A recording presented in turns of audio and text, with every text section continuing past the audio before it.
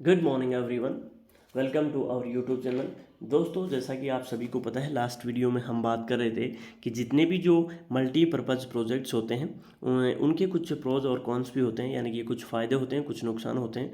और हमने बात करी थी कि जो मल्टी प्रोजेक्ट जो जितने भी होते हैं वो अपने आप में कुछ उनकी हानियाँ या फिर लाभ होते हैं। और ये होते क्या हैं, यानी कि एक रिवर है, उसके ऊपर हमने डैम बना दिया और डैम के जो है उसको मल्टीपर्पज़ से यूज़ किया जाएगा, like electricity production, domestic use, irrigation and industrial usages. यानी कि बहुत टाइप से जो है उसका यूटिलाइज जो है हम कर सकते हैं। इसी को हम बोलते हैं मल्टीपर्पज़ प्रोजेक्ट्स। तो दोस्तों, यहाँ पे हम पढ़ रहे थे क्लास 10th की जो है वो ज्योग्राफी। आपने यदि हमारे वीडियो नहीं देखे हैं तो प्ले लिस्ट में जाकर जो है आप हमें फॉलो भी कर सकते हैं। वहाँ पे आप जो है अकॉर्डिंग टू क्लास जो है वो वीडियो देख सकते हो। क्लास से 10th की ज्योग्राफी के चैप्टर नंबर फर्स्ट और सेकंड जो है मैंने मोस्टली अपलोड कर दिए हैं। ये थर्ड चैप्टर जो है अपलोड हो जाएगा, इससे जो है वहाँ पे आप इसके वीडियो जितने भी हैं वो आप देख सकते हो। And if you like to our content so subscribe and share our YouTube channel videos. So let's start. Today we will talk about the Narmada बचाओ आंदोलन। एंड ये अपने आप में था क्या, तो इसी के बारे में हम बात करेंगे। तो नर्मदा बचाओ आंदोलन दोस्तों एक अपने आप में नॉन गवर्नमेंट ऑर्गेनाइजेशन माना जाता है, यानी कि सरकार का इसमें किसी प्रकार का हस्तक्षेप नहीं होता है। नॉन गवर्नमेंट यानी कि गवर्नमेंट की इसमें किसी प्रकार की कोई भागीदारी नहीं है। एक आंदोलन है जो लोगों को मोबिलाइज्ड करता है। किन किन लोगों को मोबिलाइज करता है, तो ट्राइबल जो लोग हैं, फार्मर्स हैं, इन्वायरमेंटलिस्ट हैं एंड ह्यूमन राइट्स के जितने भी एक्टिविस्ट होते हैं उनको वो क्या करता है, लामबंद करता है या फिर उनको प्रोत्साहन करता है कि आप जो है नर्मदा नदी के ऊपर जो प्रोजेक्ट बन रहा है जिसको हम बोलते हैं सरदार सरोवर डैम, ठीक है, तो उसके लिए जो है लोगों को तैयार करता है कि ये प्रोजेक्ट नहीं बनना चाहिए, इससे जो है काफ़ी जो है हमें नुकसान झेलने पड़ेंगे। तो इसके लिए अपने आप में ये नर्मदा बचाओ आंदोलन एक ऑर्गेनाइजेशन बना था, ठीक है। और गुजरात के अंदर मोस्टली जो है नर्मदा रिवर जो है फोकस, यानी कि बहती तो वो मध्य प्रदेश से राइज होती है और वो फिर बहती हुई गुजरात से जो है वो अरेबियन सी के अंदर आ जाती है। तो नर्मदा रिवर के ऊपर डैम बनाया गया जिसका नाम था सरदार सरोवर डैम। इसका विरोध करने के लिए अपने आप में ये एक ऑर्गेनाइजेशन बना था जो लोगों को जो है वहाँ पे कहता है कि इस प्रोजेक्ट के अगेंस्ट जो है उनको जो है वो यानी कि अपने आप में कलेक्ट करता है, यूनिटी पैदा उनमें करता है कि इस डैम को बनने से हमें काफ़ी नुकसान होंगे, ठीक है। इस originally focused on the environmental issue, ये जो है पर्यावरणीय मुद्दों के ऊपर जो है वो लड़ाई करता रहता है। और वहीं हम बात करें यानी कि वो कहता है कि जितने भी हमारे ये डैम बनने के बाद जितने भी हमारे पेड़ पौधे हैं वो अपने आप में इस ये डैम है उसके पानी में डूब जाएंगे, would be submerged under the dam water. यानी कि वो कहते हैं कि ये अपने आप में ये ऑर्गेनाइजेशन जो है Narmada movement non government organisation है, ये इन्वायरमेंटल इश्यूज़ के ऊपर लड़ता है और ये कहता है कि जितने भी पेड़ पौधे हैं वो डैम बनने से हमारे पेड़ पौधे डूब जाएंगे। लेकिन हाल ही के वर्षों में इन्होंने अपना जो फोकस है उसको रीफोकस्ड किया, यानी कि वापस उन्होंने अपने ऑब्जेक्ट को कहा है और उन्होंने क्या कहा कि जितने भी हमारे लोगों को यहाँ से डिसप्लेस्ड किया है उनको रिहेबिलिटेशन किया जाना चाहिए, यानी कि जिन लोगों को यहाँ से हटाया गया है उनको वापस वहाँ पे बसाया जाना चाहिए थ्रू दी गवर्नमेंट, ठीक है।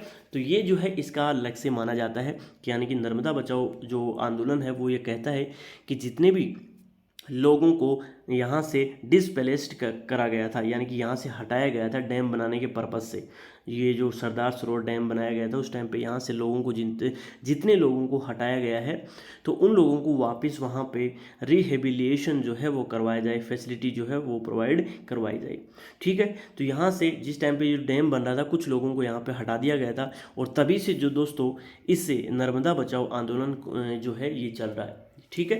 तो यहाँ पे इस प्रकार का जो है ये आंदोलन जो है रहा है और ये गुजरात में मोस्टली फोकस्ड है नर्मदा रिवर के ऊपर, ठीक है। So now we talk about the peoples fault that their sufferings would not be in a ways accepted the trauma of the displacement, believing in the promise of the irrigated fields and full harvest, ठीक है। तो यहाँ पे क्या बता रहे हैं कि लोगों ने सोचा कि उनकी जो जितनी भी जो प्रार्थनाएं कर रहे हैं, यातनाएं कर रहे हैं वो व्यर्थ नहीं जाएंगी, ठीक है, यानी कि वो जो सफ़र कर रहे हैं वो अपने आप में ख़राब नहीं जाएंगी।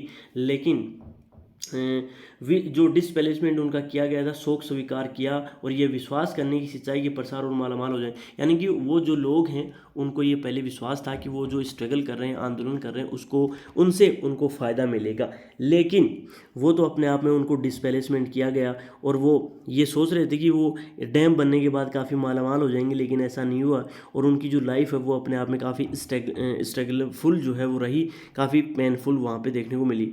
ठीक है, यानी कि वो चाह रहे थे कि हम वहाँ पे इरिगेशन वगैरह कर लेंगे, वहाँ पे खेती वगैरह कर लेंगे और काफ़ी मालामाल हो जाएंगे, लेकिन उनके साथ ऐसा नहीं हुआ। उनको वहाँ से डिसप्लेसमेंट कर दिया गया, उनको वहाँ से हटा दिया गया और अपने आप में so often the survivor of the Rihand told us the accepted their sufferings at the sacrifice for the sake of the their nations. यानी कि अपने आप में अपने कष्टों को देश के लिए कुर्बानी के रूप में उन्होंने क्या कर लिया, स्वीकार कर लिया अपने देश के लिए। उनको जो है वहाँ से, यानी कि अब वो क्या मानते हैं इस चीज़ को कि हमें इस बांध से हटाया गया है, तो हमने ये जो हटाने के जो प्रोसेस है उन्होंने क्या कहा कि हमने यहाँ पे अपनी कुर्बानी दे दी, कुर्बानी के रूप में उन्होंने इस चीज़ को स्वीकार किया।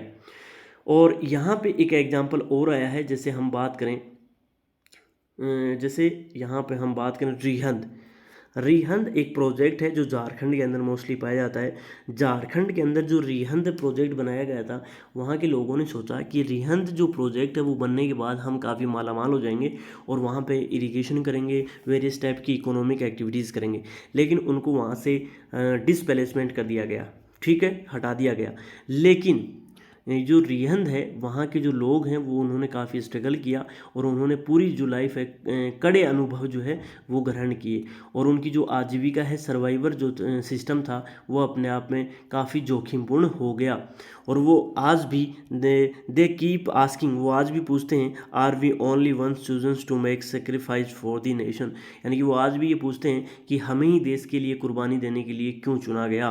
तो ये अपने आप में जो है काफ़ी, यानी कि जिस प्रकार से नर्मदा बचाओ आंदोलन में लोगों को डिसप्लेसमेंट किया गया, ऐसे ही एक रिवर का एक और एग्जांपल है रिहंद जो है झारखंड के अंदर। वहाँ पे भी लोगों को डिसप्लेसमेंट किया गया और वो लोग सोचते थे कि यहाँ से जो डैम बनेगा, रिहंद डैम बनेगा, उससे काफ़ी बेनिफिट होगा, लेकिन ऐसा कुछ भी नहीं हुआ। तो ये जो है अपने आप में काफ़ी पेनफुल उन लोगों के लिए रहा है जो लोग वहाँ पर सर्वाइव कर रहे थे, रह रहे थे। ठीक है, अब आपको दोस्तों यहाँ पे थोड़ा सा एक फैक्ट के बारे में बता देता हूँ। Do you know Sardar Sarovar dam has been build over a Narmada river in Gujarat. यानी कि सरदार सरोवर जो बांध है वो नर्मदा रिवर के ऊपर बनाया गया था और जो कहाँ है, गुजरात के अंदर है।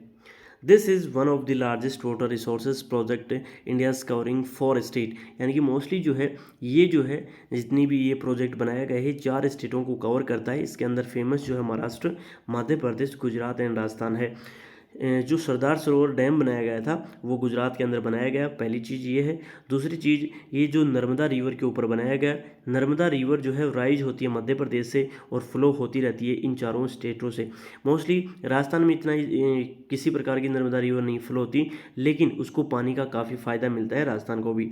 सो the Sardar Sarovar project would meet the requirement of the water in drought prone and desert area of Gujarat. यानी कि यहाँ पे मोस्टली हम बात करें सरदार सरोवर जितनी भी ये प्रोजेक्ट बना हुआ है, गुजरात के 9,490 villages and 173 towns and Rajasthan 124 villages. वहाँ पे क्या मिलता है, राजस्थान के सूखाग्रस्त जितने भी एरियाज़ हैं, जो ड्रॉट प्रोन्स जितने भी एरियाज़ हैं, सूखाग्रस्त एरिया हैं, वहाँ पे जो पीने का पानी होता है वो प्रोवाइड करवाया जाता है इस प्रोजेक्ट के थ्रू, सरदार सरोवर प्रोजेक्ट के थ्रू। तो इन गाँवों को काफ़ी फ़ायदा मिलता है, किससे, सरदार सरोवर डैम से। नाउ देखो यहाँ पे एक छोटा सा पॉइंट और छोड़ दिया था हमने, यहाँ से स्टार्ट करते हैं। सो इरिगेशन जो है जिसको हम बोलते हैं सिंचाई, तो irrigation has also changed the cropping pattern of many regions with the farmers shifting to waters incentives and commercial crop। यानी कि यहाँ पे हम बात करें, ये इरिगेशन जो है इरिगेशन होने से कई क्षेत्रों में जो पैटर्न होता है, क्रॉपिंग पैटर्न होता है, वो बदल चुका है, ठीक है। और वहाँ पे लोगों ने क्या करा कि वहाँ पे जो लोग हैं वो जल गहन फसलें जितनी भी होती हैं, इंटेंसिव जो वाटर क्रॉप्स होती हैं, उनकी जगह उन्होंने क्या अपना लिया, कमर्शियल क्रॉप को जो है वो अपना लिया। यानी कमर्शियल जो क्रॉप्स होती हैं उनसे हम बेसिकली क्या करते हैं कि हमें डायरेक्ट फ़ायदा मिले और डायरेक्ट जो है प्रॉफिट कमाया जा सके। तो सिंचाई के थ्रू जो है कई लोगों ने क्या अपना लिया, पुराने जो पैटर्न्स होते थे क्रॉपिंग पैटर्न वो तो हटा दिए, और जितने भी प्रेजेंट में जितने भी फार्मर्स होते हैं उन्होंने कमर्शियल क्रॉप को अपना लिया। This has great ecological consequences likes the salinisations of the soil. यानी कि यहाँ पे क्या हो गया, इससे पारिस्थितिकी जितने भी परिणाम होते हैं, इकोलॉजिकल जितने भी जो परिणाम होते हैं वो देखने को मिले। और इसी दौरान जो है it is the transform the social landscape, इससे जो है हमारा सोशल जो लैंडस्केप है वो भी चेंज हो गया। Increase the social gap between the richer land owners and the landless poor. यहाँ पे हमारी सोसाइटी के अंदर जो है डिवाइडेशन देखने को मिला। जो रिच फार्मर थे, लैंडलॉर्ड थे, वो अपने आप में काफ़ी अमीर हो गए, और जो गरीब थे वो काफ़ी गरीब हो गए। तो यहाँ पे अमीर भूमि जितने भी मालिक होते थे वो अपने आप में, गरीब जितने भी भूमिहीन जो लोग थे, सामाजिक दूरी वहाँ पे देखने को मिली है। यानी कि सोशल जो गैप है वो देखने को उनमें मिला है। जैसा कि हम देख सकते हैं कि बांध जो मोस्टली जो बनाए जाते हैं, जैसे the dams did create conflicts between peoples wanting different uses and benefits from the same water resources. यानी कि एक रिवर जैसे उसके ऊपर कोई डैम बनाया गया है तो उसके लिए अलग अलग जो लोग हैं वो लड़ रहे हैं। जैसे यानी कि एक रिवर जो है वो ऐसे जा रही है, यहाँ पे बीच में गांव आते हैं और यहाँ पे पूरी पूरी एक सिटी है। तो सिटी के लोग चाहेंगे कि इस रिवर का पानी पूरा पूरा शहर में आए, और गांव के लोग चाहेंगे कि इरिगेशन पर्पस से इस पानी को यहीं पे रोका जाए। तो एक ही पानी रिसोर्सेज के लिए अलग अलग जो लोग हैं वो या लड़ रहे हैं या फिर मर रहे हैं। तो यहाँ पे ये बता रहा है कि हम देख सकते हैं कि बांध उसी जल के अलग अलग उपयोग और लाभ चाहने वाले जो लोग होते हैं उनके बीच अपने आप में कॉन्फ्लिक्ट पैदा करता है। कॉन्फ्लिक्ट जो है यहाँ संघर्ष पैदा करता है, ठीक है। वाटर रिसोर्सेज एक है लेकिन अलग अलग यूज के लिए जो है अलग अलग लोग जो हैं वो लड़ रहे हैं। जैसे हम बात करें in Gujarat, the Sabarmati basins farmer were educated and almost accused a right over the higher priorities given to water supply in urban areas। जैसे हम बात करें गुजरात में साबरमती जो बेसिन है वहाँ पे सूखा जब पड़ता है तो जो सिटीज़ के अंदर जो लोग रहते हैं, नगरीय क्षेत्रों में जो लोग रहते हैं, वहाँ पे जल आपूर्ति देने से किसान जो है काफ़ी उपद्रव जो है वो करते रहते हैं। जैसे कि जो साबरमती एक बेसिन है, वहाँ पे रिवर है, तो किसान जो है यहाँ पे बीच में उनकी ज़मीन लगती है, तो किसान बोलते हैं कि इसका पानी जो है शहर में नहीं जाना चाहिए। पूरा शहर में पानी चला जाता है तो हम इरिगेशन नहीं कर पाते, तो वो जो किसान है वो हमेशा जो है आंदोलन करते रहते हैं। साबरमती का एक अच्छा जो है एग्जाम्पल यहाँ पे देख सकते हैं। जैसे हम बात करें वो काफ़ी जो है उपद्रव हो जाते हैं, और जैसे हम बात करें जितने भी inter state water dispute are also becoming common with the regards to sharing the cost and benefit of the multipurpose project. अब दोस्तों हमारे देश के अंदर जो है काफ़ी ऐसे रिवर से जो है मल्टी प्रोजेक्ट के लिए बनाए जाते हैं, लेकिन कई स्टेटों के अंदर जो है विवाद देखने को मिलता है। जितने भी जो मल्टी प्रोजेक्ट जितने भी बनाए जाते हैं उनकी लागत और लाभ के बंटवारों को लेकर कई जो है अंतर्राज्यीय झगड़े आम होते जा रहे हैं दिन ब दिन। जैसे हम बात करें कुछ स्टेट ऐसे हैं जिनके बीच में जो है इंटर स्टेट जो है वो कॉन्फ्लिक्ट देखने को मिलता है। मैं आपको कुछ दिखाता हूँ। यहाँ पे आपके सामने कुछ एक पिक्चर दिखाई दे रही, इसके अंदर जितने भी हमारे इंडिया के अंदर कॉन्फ्लिक्ट हैं ऑन द रिवर, तो वो है आप देख सकते हो। जैसे हम बात करें कृष्णा रिवर की, तो कृष्णा रिवर जो है ये जो है 3 स्टेटों के बीच में जो है कृष्णा नदी के ऊपर विवाद है, महाराष्ट्र, कर्नाटक, आंध्र प्रदेश। ये स्टार्ट हुआ था अप्रैल 1969 में, ठीक है। गोदावरी रिवर के ऊपर हम बात करें किन किन स्टेट के बीच में कॉन्फ्लिक्ट है, तो यहाँ पे महाराष्ट्र, आंध्र प्रदेश, कर्नाटक, मध्य प्रदेश और ओडिशा के बीच में जो है कॉन्फ्लिक्ट देखने को मिलता है। स्टार्ट हुआ था अप्रैल 1969 में ही। वहीं पे हम बात करें नर्मदा रिवर, जिसकी अभी जस्ट हम बात करें नर्मदा बचाओ आंदोलन, तो मोस्टली ये कॉन्फ्लिक्ट है राजस्थान, मध्य प्रदेश, गुजरात और महाराष्ट्र के बीच में, और ये स्टार्ट हुआ था अक्टूबर 1969 में। वहीं पे हम बात करें कावेरी, जो साउथ के अंदर काफ़ी फेमस रिवर मानी जाती है, ये है, इन स्टेटों के अंदर विवाद देखने को मिलता है। कर्नाटक, केरला, तमिलनाडु और जो हमारी यूटी है पुडुचेरी, उनके बीच में कॉन्फ्लिक्ट देखने को मिलता है। यानी कि जो वोटर जो कॉन्फ्लिक्ट देखने को मिलते हैं, जल विभाजन जिनको जल बंटवारा को लेकर जो जितने भी कॉन्फ्लिक्ट देखने को मिलते हैं, ये जो है काफ़ी फेमस रिवर यहाँ पे आपके सामने है। और ये कावेरी जो जल विवाद हुआ था वो स्टार्ट हुआ था जून 1990s को। वहीं पे हम बात करें कृष्णा रिवर के ऊपर जो है कॉन्फ्लिक्ट देखने को मिलता है महाराष्ट्र, कर्नाटक, आंध्र प्रदेश के बीच में। स्टार्ट हुआ था अप्रैल 2004 को। वहीं पे हम बात करें जो मांडवी रिवर है जो गोवा के अंदर फ्लो होती है, गोवा, कर्नाटक और महाराष्ट्र के बीच में कॉन्फ्लिक्ट देखने को मिलता है। पानी को लेकर जो है बंटवारा देखने को मिलता है। स्टार्ट हुआ था नवंबर 2010 को। वहीं पे हम वसंत धारा की बात करें तो मोस्टली जो है ये है आंध्र प्रदेश और ओडिशा के बीच में कॉन्फ्लिक्ट का विषय बना हुआ है। स्टार्ट हुआ था जून 2009 को। तो इंडिया की कुछ फेमस रिवर इस प्रकार से हैं जिनके ऊपर कई स्टेटों के बीच में जो है पानी को लेकर झगड़े चलते रहते हैं, और यानी कि कोर्ट के अंदर ये मोस्टली इनके केस चल रहे होते हैं। तो ये जो है कुछ रिवर हैं, उनके ऊपर कई स्टेटों के बीच में जो है वो कॉन्फ्लिक्ट देखने को मिलता है। अब दोस्तों जैसा हम बात करें यहाँ पे कृष्णा और जो गोदावरी डिस्प्यूट देखने को मिलता है। यहाँ पे क्या किया, जो महाराष्ट्र से कृष्णा नदी जो है वो राइज होती है, और वहाँ पे उन्होंने महाराष्ट्र गवर्नमेंट ने एक बांध बना दिया, उसके ऊपर डैम बना दिया कोयना नाम से। तो ये जो है पानी को लेकर जो है कृष्णा गोदावरी विवाद यहाँ से स्टार्ट होता है, और महाराष्ट्र सरकार द्वारा कोयना नदी के ऊपर वहाँ पे मल्टी जो पर्पज़ प्रोजेक्ट है वो बना दिया, और बांध बनाकर जल की जो डायरेक्शन होती है वो चेंज कर दी। तो वहाँ पे कर्नाटक और आंध्र प्रदेश की जो गवर्नमेंट है उन्होंने इसके लिए आपत्ति जताई, और वहाँ पे इन राज्यों में पड़ने वाले जो नदी के निचले हिस्से हैं वहाँ पे जल प्रवाह कम हो जाएगा, और कृषि और उद्योग जो है उसके ऊपर जो है विपरीत प्रभाव पड़ेगा। इसलिए जो है ये जो कॉन्फ्लिक्ट है वो देखने को मिलता है। जैसे हम बात करें Maharashtra governments for the multipurpose project the wood reduce down stream flow in their state with the adverse consequences for the agriculture industry. अब दोस्तों यहाँ पे कोयना नदी के ऊपर जो है बांध बनाकर महाराष्ट्र ने तो फ़ायदा ले लिया, लेकिन उसका जो फ्लो है वो काफ़ी डाउन कर दिया। और जो कर्नाटक और हम बात करें ये जो आंध्र प्रदेश है वहाँ पे पानी जो है कम जा रहा था। जैसे मैं सिंपल बात में आपको कहूँ कि ये जो रिवर है ऐसे कृष्णा नदी जो है फ्लो होती है, यहाँ पे महाराष्ट्र है, इसने यहाँ पे बांध बना दिया।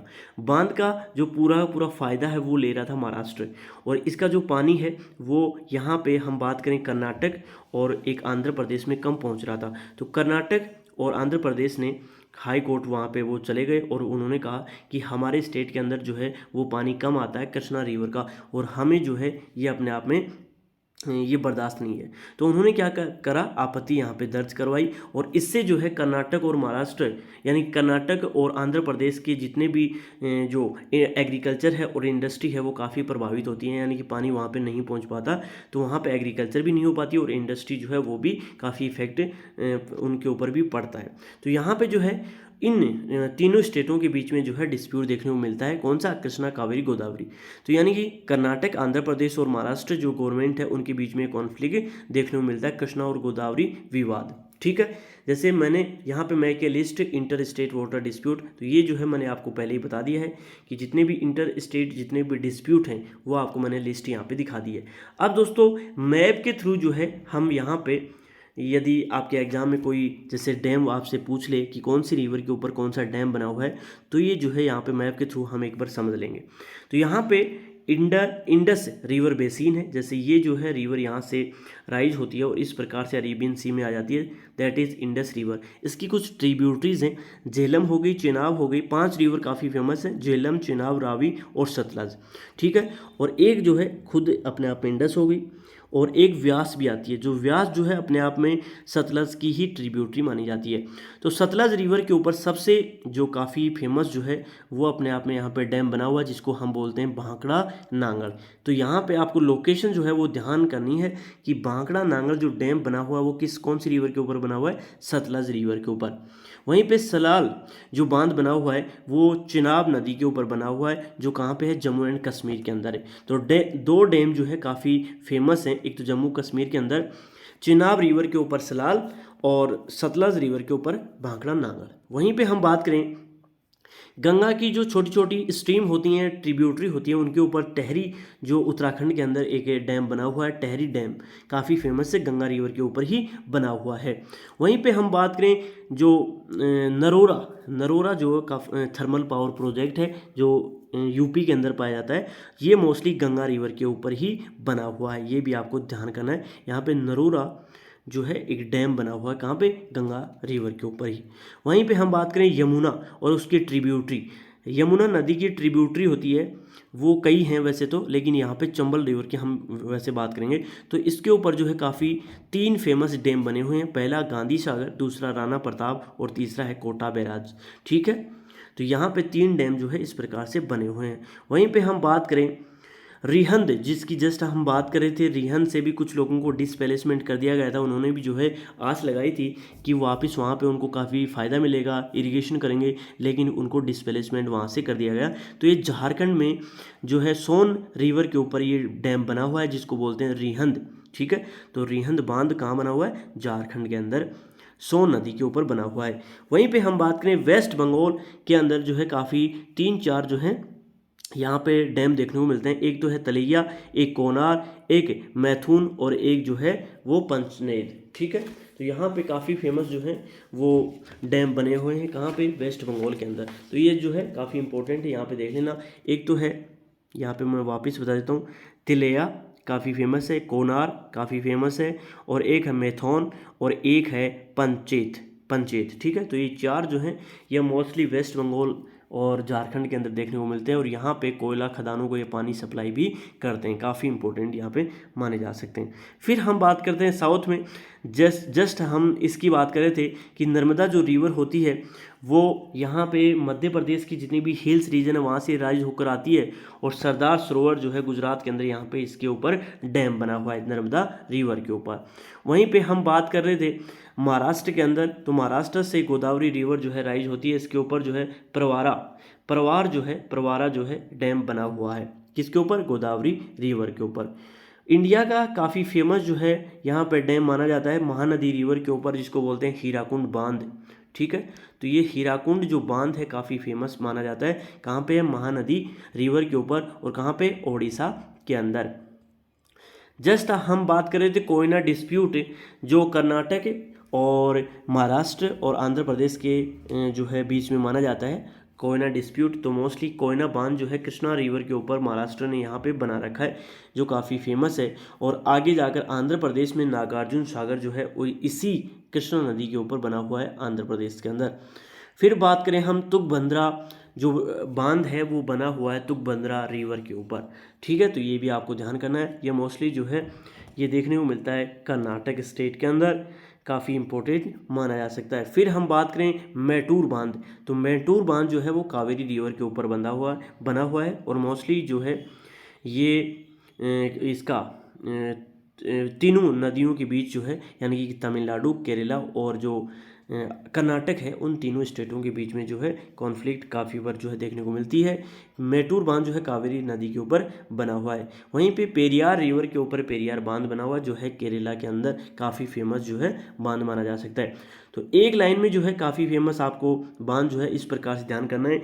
सलाल जम्मू कश्मीर, भाखड़ा नांगल जो है वो पंजाब के अंदर, सतलज नदी के ऊपर, गंगा रिवर के ऊपर नरोरा बांध और टहरी बांध बने हुए हैं। वहीं पे चंबल नदी के ऊपर गांधी सागर, राणा प्रताप सागर और कोटा बैराज बने हुए हैं। रिहंद जो है वो सोन नदी के ऊपर। वहीं पे हम बात करें तेलिया, मैथुन, कोनार और पचेत, ये बने हुए हैं दामोदर रिवर के ऊपर। हीराकुंड जो है महानदी के ऊपर, सरदार सरोवर जो है नर्मदा रिवर के ऊपर, और परवारा जो है वो गोदावरी रिवर के ऊपर, कोयना कृष्णा नदी के ऊपर, नागार्जुन कृष्णा नदी के ऊपर, तुंगभद्रा रिवर के ऊपर, और मैटूर जो है वो बना हुआ है कावेरी नदी के ऊपर, और पेरियार नदी के ऊपर। तो इस प्रकार से जो है इंडिया के अंदर मेजर रिवर्स के ऊपर जो है डैम्स देखने को मिलते हैं, ये आपको ध्यान करने हैं। कई बार जो है 5 नंबर का मैप आ जाता है आपके एग्जाम में, तो इस प्रकार से आप देख सकते हो। इसके बाद में दोस्तों हम बढ़ते हैं कि जितने भी ये जो प्रोजेक्ट हैं उनके क्या क्या और नुकसान होते हैं वो भी हम बात करेंगे। इसके बाद में हम बात करेंगे रेन वाटर हार्वेस्ट की। जैसे दोस्तों हम बात करें कि जितने भी डैम बनाए हैं ऑन द रिवर, तो इन जितने भी डैम को बनाने का जो पर्पज़ था वो अपने आप में काफ़ी फेलियर रहा है। जैसे हम बात करें most of the objections to the project those due to their failure to achieve the purposes for which they were built, यानी कि जिन पर्पज़ से इन जितने भी प्रोजेक्ट थे उनको बनाया गया था वो अपने आप में फेलियर रहे हैं, यानी कि उन्हीं के खिलाफ जो है आपत्तियाँ मोस्टली देखने को मिलती हैं। यानी कि जिस पर्पज़ से हमने इनको बनाया था वो पर्पज़ अपने आप में पूरे हुए ही नहीं, उनके बीच में तभी तो आपत्तियां आती हैं, तभी तो आंदोलन होते हैं। क्योंकि वहाँ से जैसे हमने इनको बनाया किस लिए था, तो यहाँ पे देखो ironically the dams that were constructed to control flood, यानी कि इनको फ्लड को कंट्रोल करने के लिए बनाया गया था। लेकिन इवन उसके बाद में भी जो है कई जगह ऐसा देखा गया है कि उसके बावजूद भी बाढ़ आ जाती है, फ्लड आ जाती है।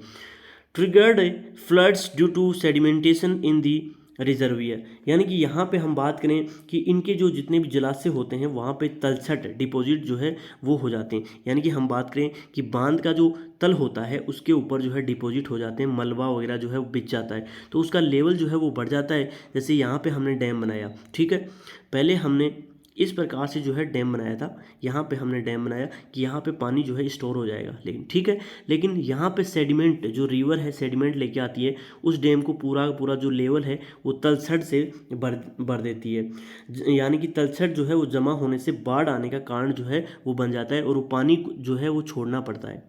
ठीक है, तलछट भर गया और यहाँ पे पानी को ज़बरदस्ती छोड़ना पड़ता है, तो सामने का जितना भी एरिया है वहाँ पे फ्लड आ जाती है, बाढ़ आ जाती है। तो यहाँ पे जिस पर्पज़ से हमने इन डैम्स को या प्रोजेक्ट को बनाया था वो अपने आप में फेलियर रहे हैं, और जिनको हमने कंट्रोल फ्लड्स के लिए बनाया था लेकिन वहाँ पे कंट्रोल जो है वो फ्लड होती नहीं है। अत्यधिक वर्षा के कारण हम बात करें, moreover the big dams have mostly been the unsuccessful in controlling flood and the time of excessive rainfall, यानी कि जब बारिश तेज़ हो जाती है, बारिश बहुत तेज़ आती है, तो उस दशा में बड़े जितने भी बांध होते हैं वहाँ पे मोस्टली बाढ़ नियंत्रण जो करने में अपने आप में असफल रहे हैं वो, यानी कि ज़्यादा जब भी रेनफॉल वहाँ पे देखने को मिलती है तो वहाँ पे बाढ़ आ जाती है। तो लेकिन हमने तो इसलिए इस पर्पज़ से तो बनाया नहीं था, हमने इस पर्पज़ से बनाया था कि जितनी भी बाढ़ वगैरह आती है उसको रोका जाए, ठीक है, बाढ़ का पानी यहाँ पे रुक जाएगा तो वहाँ पे फ्लड वगैरह नहीं आएगी। लेकिन इनको बनाने के बावजूद भी बाढ़ आ रही है, तो इनको बनाने का पर्पज़ क्या रहा फिर। जैसे हम बात करें, यहाँ पे एक एग्जांपल दे रखा है कि जैसे हम बात करें during the heavy rain aggravated the flood situations in Maharashtra and Gujarat in 2006, यानी कि 2006 की यदि हम बात करें तो महाराष्ट्र और गुजरात में भारी वर्षा हो गई थी, और उस दौरान क्या हुआ था, जितने भी बड़े बांध थे तो उनसे जितना भी पानी छोड़ा गया उनकी वजह से आसपास के क्षेत्रों में क्या आ गई थी, बाढ़ आ गई थी। और वहाँ से न केवल वहाँ पे भारी नुकसान हुआ था, वहाँ पे बहुत भारी जो है लोग मारे गए थे, और वहाँ पे जितने भी फ्लोरा और फ्योना था वो अपने आप में पूरा डैमेज हो गया था। So flood have not only devastated life and properties but also caused extensive soil erosion, तो उससे हमारी जो सॉइल इरोजन है वो भी देखने को मिलती है, मिट्टी का कटाव भी उससे होता है। तो यानी कि इस पर्पज़ से जो है हमने हमारे जितने भी डैम्स थे उनको तो बनाए थे हमने कंट्रोल दी फ्लड वाटर, तो यानी कि उसके बावजूद भी यदि वहाँ पे फ्लड वगैरह देखने को मिलती है तो इनको बनाने का फ़ायदा क्या रहा। So sedimentations also meant that the flood plains were the deprivated of silt and natural fertilizers, further adding on the problems on the land degradation। तो वहाँ पे हम बात करें कि जितना भी जो डैम होते हैं वहाँ पे तलछट जमा होने का अर्थ यह है कि तलछट जितना भी प्राकृतिक उर्वरक है वो बाढ़ के मैदानों तक नहीं पहुँचती, जिसके कारण वहाँ पे लैंड डिग्रेडेशन की जो समस्या है वो मोस्टली वहाँ पे देखने को मिलती है। तलछट के कारण क्या होती है, लैंड डिग्रेडेशन जो है वो देखने को मिलती है, भूमि निम्नीकरण इसको बोलते हैं। It was also observe that the multipurpose projects induced earthquake, caused water borne disease and pest and pollutions resulting from excessive use of water. तो देखो जितने भी मल्टीपर्पज जो प्रोजेक्ट होते हैं उनसे वहाँ पे कई प्रकार की समस्याएं देखने को मिलती है। तो वहाँ पे एक तो अत्यधिक पानी को हम यूज़ करते हैं तो वहाँ पे अर्थक्वेक की सिचुएशन आ जाती है, भूकंप वगैरह आ जाते हैं, ठीक है, भूकंप आने की संभावनाएं वहाँ पे मोस्टली बढ़ जाती है, और जितनी भी पानी से होने वाली बीमारियां हैं वो बढ़ जाती हैं। फसलों के अंदर क्या हो जाता है, कीटाणु जनित बीमारियां लग जाती हैं, यानी कि water borne disease and pets and pollution, और वहाँ पे जितना भी जो प्रदूषण होता है वो भी फैल जाता है। तो ये जो है मल्टीपर्पज़ प्रोजेक्ट जितने भी बनाते हैं उनसे काफ़ी कई बार जो है भूकंप आ जाते हैं, पानी से संबंधित जितनी भी बीमारियां होती हैं वो बढ़ जाती हैं, फसलों के अंदर कीटाणु लग जाते हैं, ठीक है, और भी जैसे प्रदूषण भी बढ़ जाता है। तो ये जो है अपने आप में यहाँ पे कुछ डीमेरिट्स थे जितने भी मल्टी पावर प्रोजेक्ट्स होते हैं उनके, ठीक है। तो ये जो है यहाँ पे ये मोस्टली ये बताने की कोशिश कर रहा है कि मल्टी पर्पज़ जो प्रोजेक्ट होते हैं उनके कुछ ना कुछ साइड इफ़ेक्ट भी देखने को मिलते हैं। उसके बाद में हम बात करेंगे रेन वाटर, यानी कि हमने डैम से तो जो है कुछ ना कुछ हासिल नहीं किया, इसके तो काफ़ी जो है नुकसान है। अब हमने उसके बाद में हमारे दिमाग में आइडिया आया कि क्यों नहीं हम जितना भी जो बारिश का पानी होता है उसको स्टोर करें और उसको हार्वेस्ट करें, यानी कि वर्षा जल जो है उसका संग्रहण किस प्रकार से किया जाता है और उससे क्या क्या फ़ायदे होते हैं उसके बारे में हम इस चैप्टर के अंदर बातें करने वाले हैं।